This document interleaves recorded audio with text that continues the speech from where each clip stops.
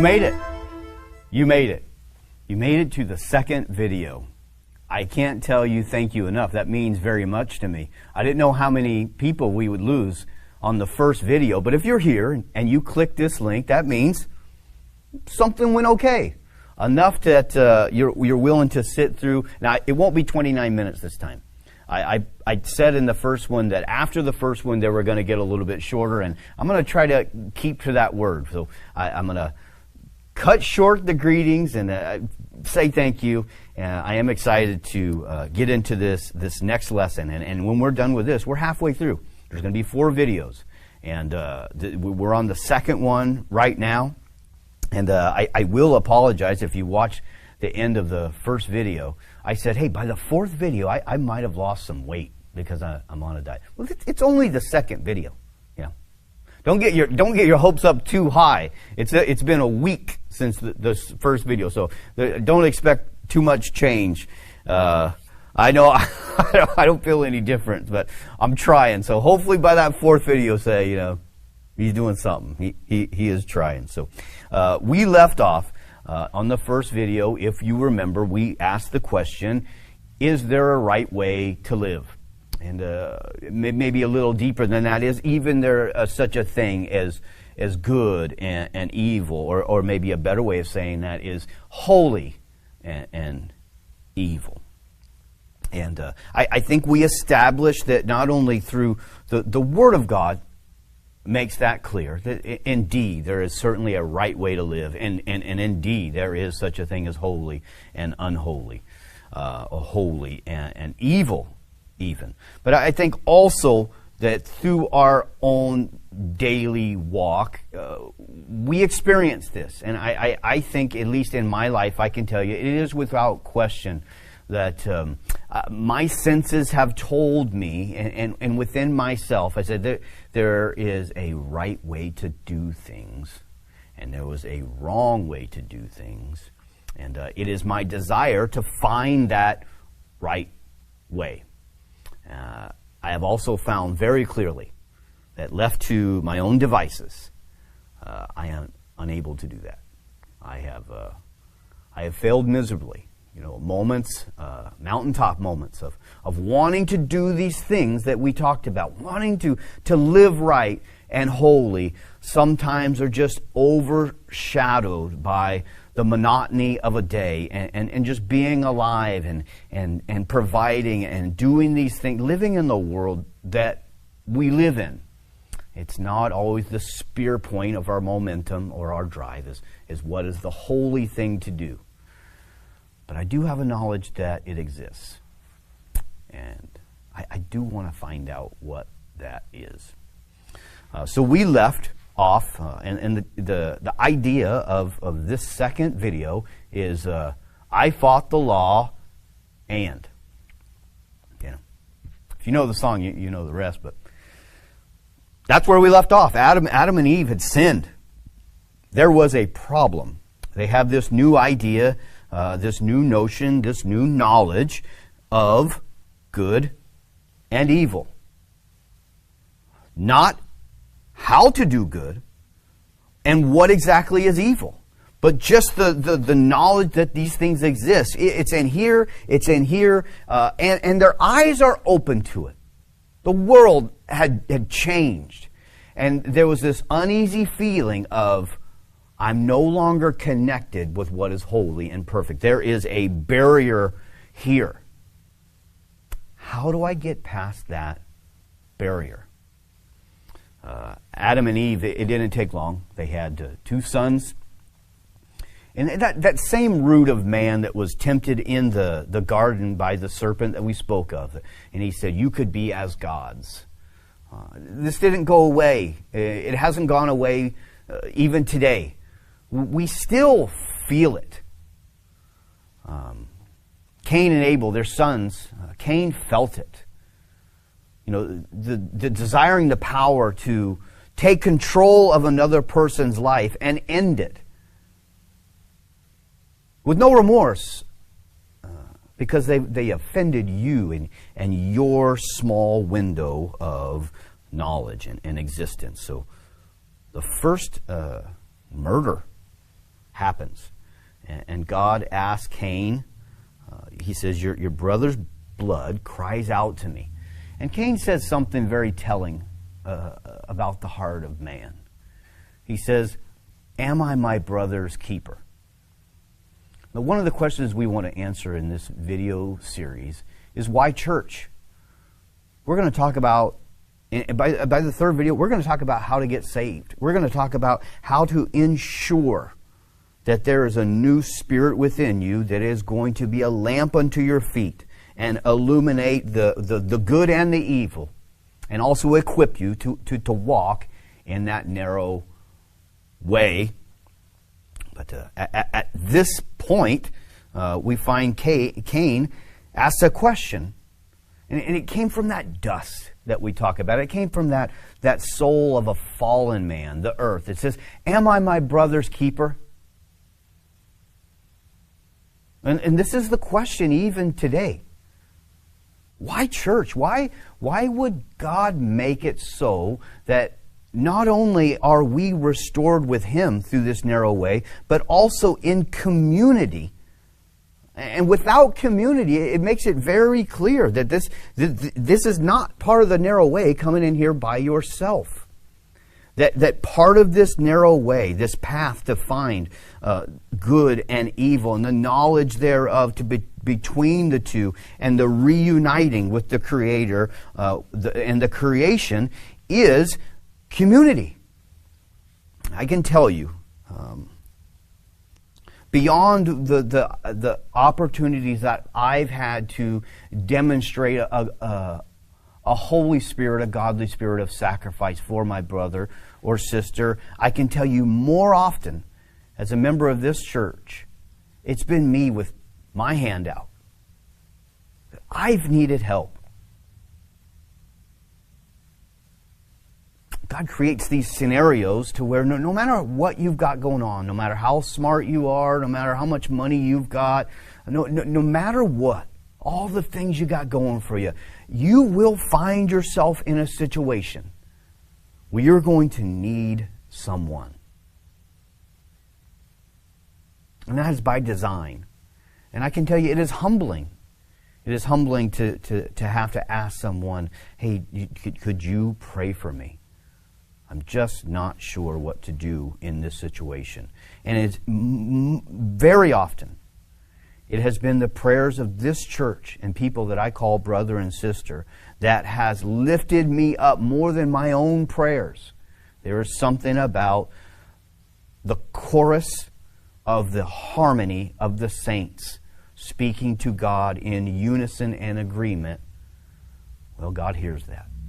He hears that. We are certainly stronger together. We've got a saying around here at the First Church of Lacey, we're in this together. And we mean that. And as you become a part of this church, we mean it to you too. We are in this together. And there might be a time where I can help you, and I can promise you there's probably going to be a time I'm going to come to you and say, hey, pray for me. I need it. So the answer to Cain's question is yes. We do believe here that we are our brother's keeper. We do believe that there is so much treasure and value in community, specifically this community, the very people that God saw fit to put together in this church body to get closer to Him in that harmony that I spoke of. In community as well, God chose a people, and He chose a people that would receive this first avenue of breaking down that barrier that we talked about of sin, that blockade between God and man. He chose the Jewish people, but the Bible is also very clear that it was a Gentile, that just means someone who was not of the Jewish lineage, could participate in this promise as much and equally as someone of that lineage through what is called the law.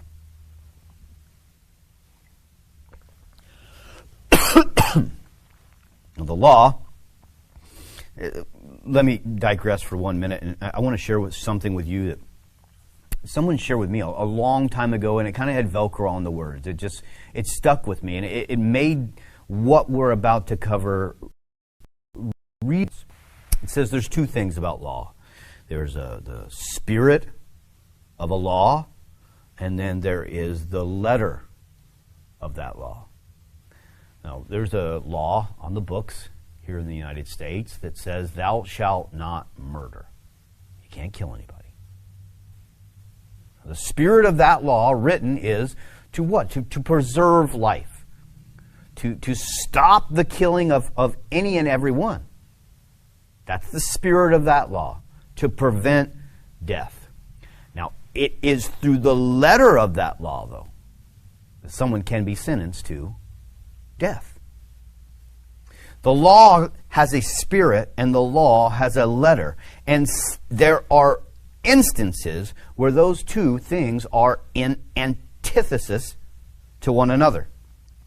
And that is what we find here in the law given to the lineage of the Jewish people. Now, the spirit of this law was, like I said, to break down that barrier. To present an avenue to those that were cut off, you and me, that were cut off from perfection, from holiness, that if we followed the law, then it would bridge that chasm that just seems so unsurmountable. But the law was meant to do that. But it's by the letter of that law that no man could keep. It says none are holy. No, not one. All have sinned. Every man that walked the earth eventually transgressed this law. So what was presented to create an innocence in man, if he could follow it, became its judge. The one that was supposed to be his defense. It became his prosecutor. Because no, not one man could keep this law. And put in the hands of men even something holy, it gets our fingerprints on it. What was given as something that the spirit of this law is to unite man with God. And it grew and grew and grew until the keeping of the Sabbath meant you could carry one dried fig, but not two. Because if you carried two, that was considered work. And you don't work on the Sabbath because that is the law. And something so small is carrying one extra dried fig made that man guilty by the letter of that law. He couldn't spit on the ground and rub it in with his foot because that was considered irrigation. Well, then that's work. The very thing given to save life was now the mechanism by which it was found guilty.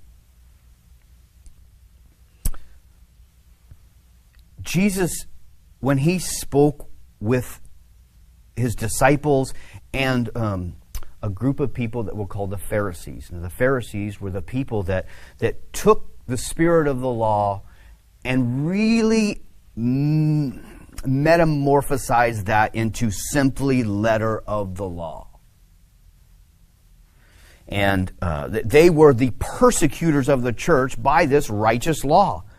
In the fact that no one could keep it, not even them. But they turned something that was supposed to be humble and holy into something that was a taskmaster, against God's people. And people were stoned. They were put to death by the letter of these laws. But Jesus said something, and he had he was God. And when he speaks, we should listen.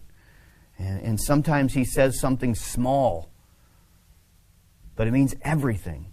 And he said this, and you find this in Mark 2, verse 27. He's talking about that Sabbath. Mentioned to where these rules grew and grew and grew until no one could be holy. All men were found guilty. And he said this. And he said to them, the Sabbath was made for man, and not the man for the Sabbath. Therefore the Son of Man is Lord also of the Sabbath. And you could read that 100 times, and just kind of gloss over it. And it might just be that 101th time. Do you really realize what he's saying here? He's saying the law, the Sabbath, it was made for man, not the other way around. God did not create man for the rules, for this law, as if the law was the most valuable treasure that he had ever uttered. No. Jesus said it's the opposite of that. It's the opposite of that. These rules were created for man because man is the most valuable treasure. The people that you've stoned, the people that you've judged, that was the point. The Sabbath was made for them. We weren't made for the Sabbath. And you will find in this church that we believe that. We believe in living what we call holy. We believe in a sacrificial life. We believe in following that straight and narrow way. But the day that you see someone that goes by the letter of the law, they stopped worshiping the creator of that law, but the law itself. They have forgotten the spirit in which it was written. And that is to unify God and man. And Jesus makes that very clear. There's a difference between taking something that was meant for relationship and turning it into religion. And we're gonna wind up here, and it's like, how could you? Is that supposed to sum up the whole Old Testament? Because the next video, we're getting into the New Testament and how to be saved and what this all means. And then if we can't keep the law, if none can keep the law, if we've all been found guilty, then now what? We'll get there.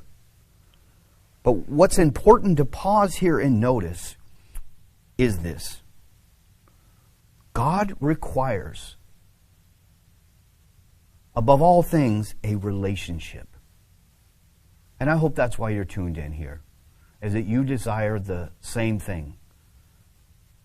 Man takes that desire and sometimes he turns it into religion. We're not real into religion. All religion means is you do something habitually. It means you do something on a checklist. You do it with such regular occurrence. You can say you drink coffee religiously. Every 5:30, I have my cup of coffee. I drink coffee religiously. I go to church religiously. I pray religiously. I read my Bible religiously. And by that letter that we check it off, I've done these things. I dress a certain way. I talk a certain way. I look a certain way. I associate with certain people. You have a religion. God requires a relationship. Now, all those things can be encompassed in that relationship. But without relationship, all those things are nothing. They're nothing. They mean nothing. What truly matters is a relationship. And that is what this church is founded upon. We believe that God did something so beautiful, so powerful, so life-changing, that it did span this chasm of sin. It does bring the Creator back with the created, not through religion, but through a new relationship. And you will be made, the Bible says, a new creature. Not an old creature with an old religion and a checklist that you've got to do. No, that is not what these videos are offering. We are offering something much more. Much more. And I got a surprise for you. We're going to end. I hope I'm right near that 19-minute mark, 20-minute mark. That was my goal, but I want to tell you about a surprise.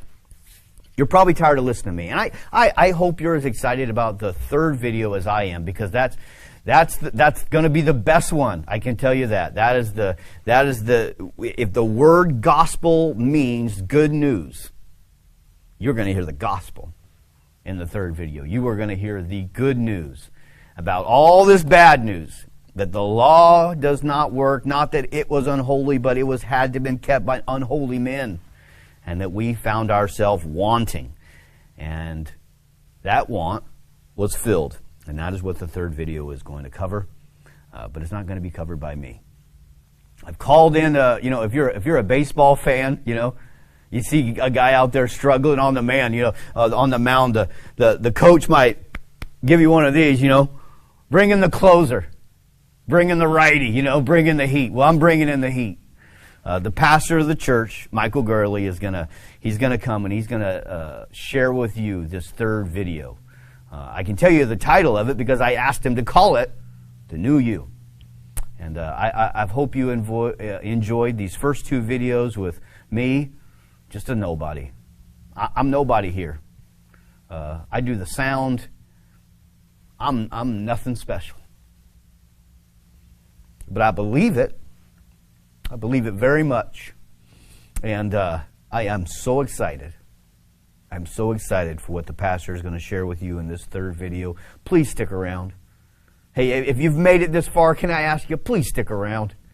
It'll be worth it, okay? If you've dealt with me for almost an hour, combining those two videos. If you've stuck it out this far, hey, please stick around. It's going to be worth it. Third video is coming your way.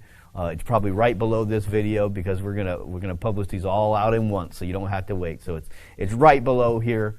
Think about what was said. Think about this great problem that we're left with at the end of this video. The desire to be holy and the complete inability to do that, even given something as holy as the law. Man found himself wanting. I'm wanting to see you in the third video. All right? See you guys. Have a great day.